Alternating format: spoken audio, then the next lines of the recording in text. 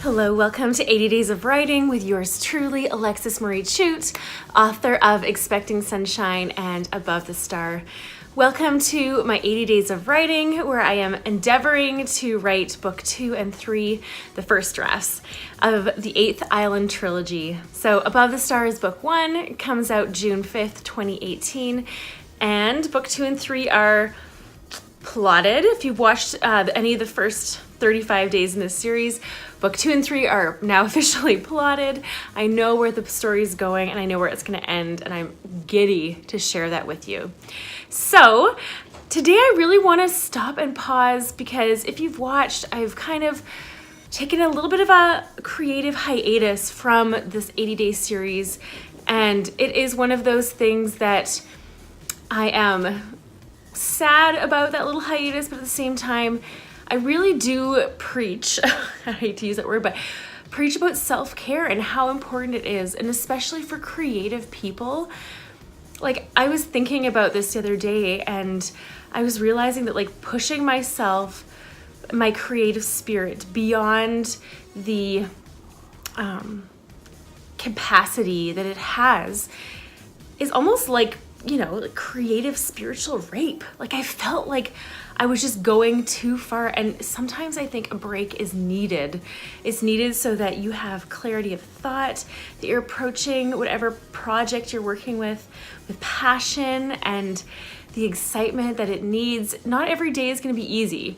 I completely admit that sometimes you just have to get your bum in the chair and work, no matter what your creative outlet is, or your entrepreneurial outlet is, or whatever it is you're doing in your life. Sometimes it just requires determination and see-through.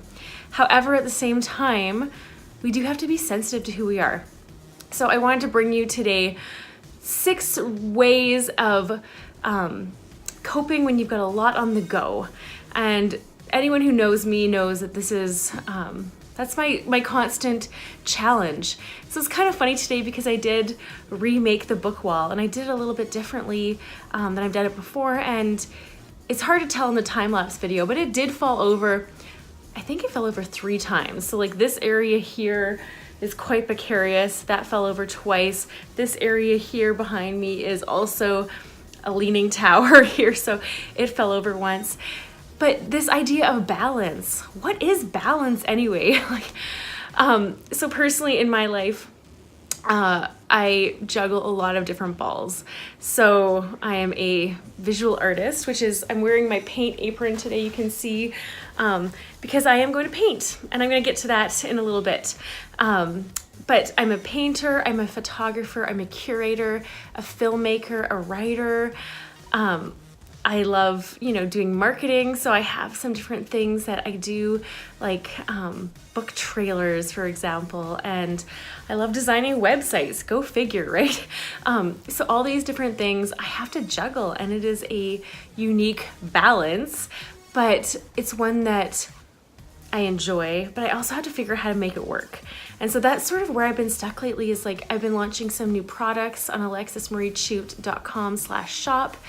I've been trying to redo my own website, which, the carpenter's saying, right? A carpenter's house or a builder's house is never finished.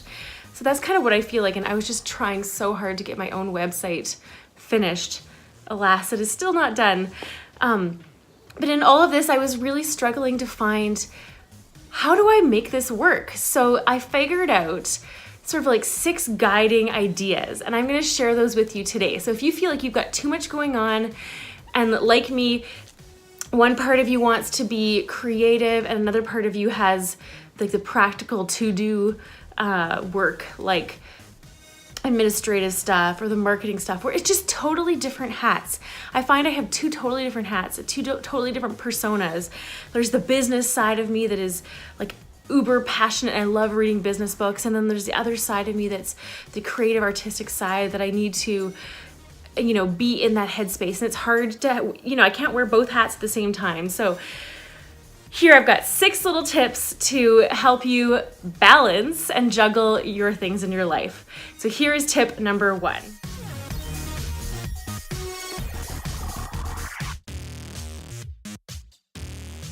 So tip number 1, manage your energy, not your time. So I stole this from, this is the title of a chapter in this book. So Harvard Business Review's 10 must-reads on managing yourself. I actually came across this book when I was making my book wall, and I thought, oh my goodness, like this one little chapter title, I have to admit I have not read the chapter because I am trying to be productive and creative today. But manage your energy, not your time. And this chapter is written by Tony Schwartz and Catherine McCarthy. I have no idea if it's a great chapter. I'm sure Tony and Catherine did a good job. However, I'm just going with that title. That title really stuck out to me. So in trying to be productive, it's all about managing your energy, not your time. And so I have put in my Google Calendar, thank you husband for Aaron Chute for encouraging me to get on Google Calendars because it has simplified my life. But I have tried to put in 80 days of writing every morning. Even for the last week, I put it in. And then I had even a little time scheduled in of editing that. And I still found that I didn't do it. And I'm pondering, like, why is that the case? For me, it's the case because I am most productive in the mornings.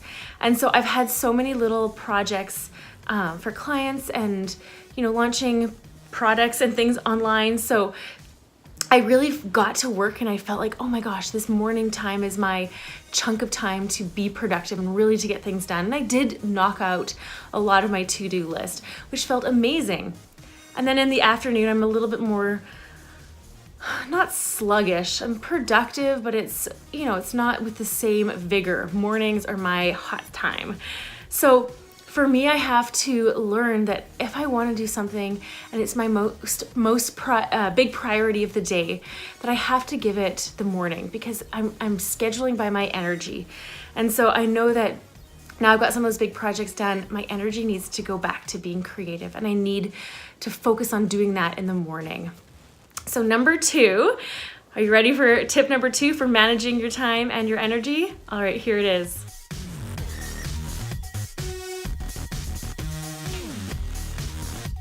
Okay, group like activities together.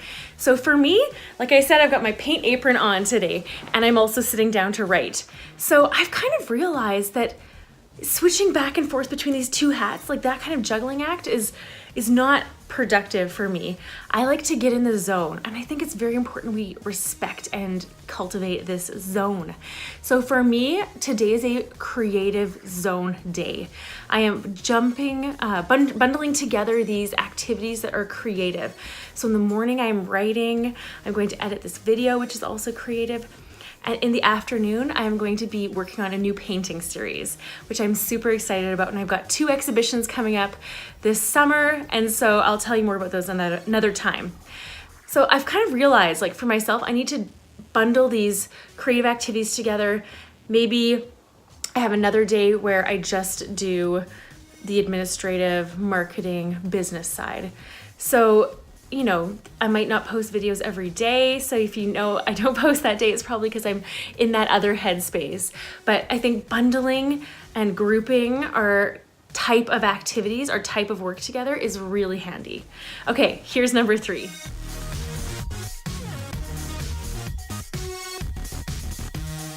Okay, so day-long focus. For me, I am a solopreneur, an artist, author, work at home-preneur, whatever you want to title that. So for me, I do look at my work's time as a full day's worth of work. But maybe you don't have a full day's worth of work. So I'm going to call it a session. So when you sit down to do your session of your passion, whatever that might be, I recommend that you focus that entire day's worth of 8 hours a day or 2 hours a day in the evening, whatever you might have available to you. Focus that session on one thing. So for example, today I'm doing one thing, I'm being creative. So just like I mentioned in the last point, bundling activities together, instead of bundling the creative stuff in the morning and the business stuff in the afternoon, maybe schedule it in your timeline of your day and your schedule and your calendar that you have a creative day. And then the next day is a business day. Instead of having creative morning, business afternoon, again, it's the switching hats, right? And we need to keep ourselves in that zone, and staying in that zone will help us be the most productive as possible. All right, are you ready for number 4?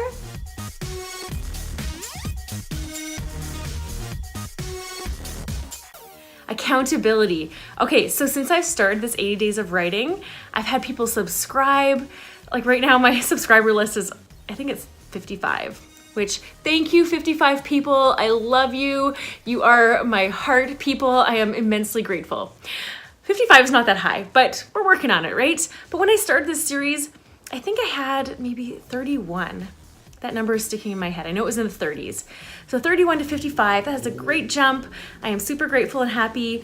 And at the same time, now these new watchers, you who are watching right now, I know you're watching because you're telling me. I'm getting emails from my mom saying, where's your video? I'm having friends say, hey, how's your 80 days of writing going? And I'm like, well, as of last week when I took a mega pause.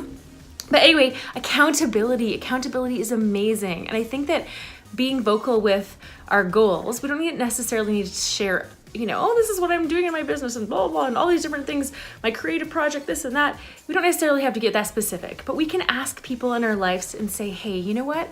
I have got this going on. I need you to make sure I am doing it. And so I really do appreciate when I get this feedback from my beautiful 55 viewers saying, hey, where is your video?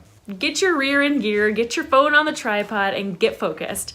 I love that, and I appreciate that, and I need that, and I think we all need that. All right, here is number 5.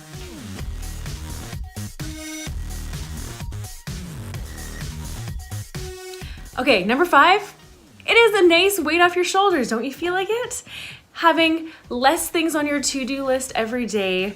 You can keep the big, massive to-do list, but having less on your to-do list every single day is a breath of fresh air. It is one way to build this feeling of success and accomplishment into your day.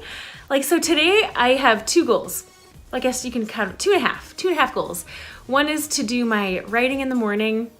Then the half goal is to edit this video and post it and share it with you. And my second goal is to do some painting. And I'm not even being specific, I need to do 3 paintings, I need to stretch 3 canvases, I need to be this productive, I need to, all these different things. No, my goals are to write and to paint. And I really do feel like that is a liberating thing, because usually my to-do list, you guys don't want to see my, you don't want to see my to-do list. Just like you don't want to see my calendar, you don't want to see my to-do list, because it is a little bit crazy. So having less to do on the day's schedule is a gift we give ourselves, and it allows us to really set ourselves up even for the next day with this feeling of accomplishment, like we got something done and now we're moving on in strength and power, and that is the kind of energy we want to bring into the next day and the next day and the next day. Okay, final last thing, point number 6. This is probably my favorite. Are you ready for it? Here you go.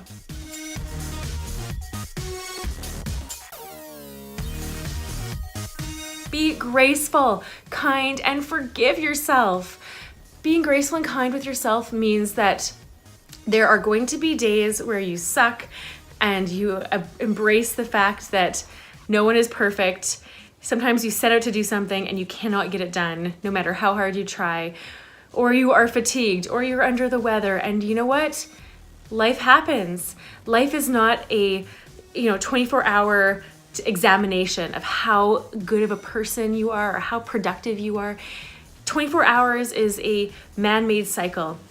If we have 39 hours of rest, exercise, productivity, creativity, all these little things coming together in whatever period of time it is, we can pat ourselves on the back.